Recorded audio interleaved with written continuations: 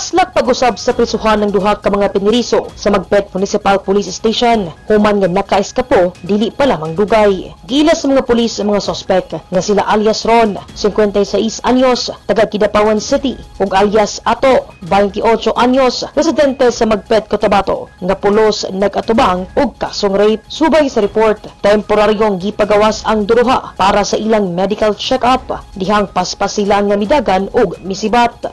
For medical, ang dalawang preso na yon ay for medical check-up sana, no? Kasi meron silang dinaramdam na sakit.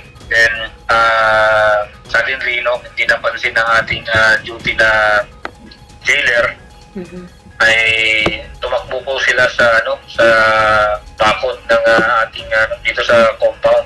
So, ayun, hindi po nahabol dahil mabilis, no? Itong dalawa na pumunta sa ibang direksyon.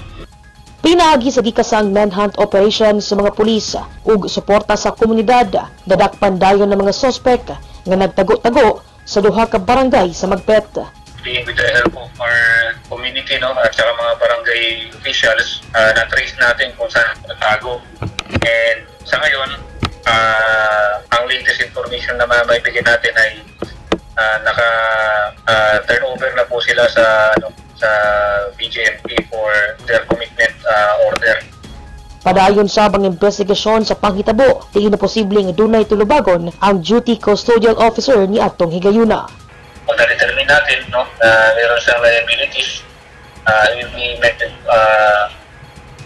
proper penalties.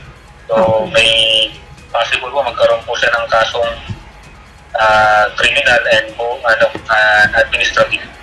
Mas pahugtan pa karon sa Magpet Municipal Police Station ang ilang mga protocol ug ang pagbantay sa mga piniriso aron dili na kini masubli. Daiza Libong, Newsline Philippines, Province of Cotabato. Stay safe.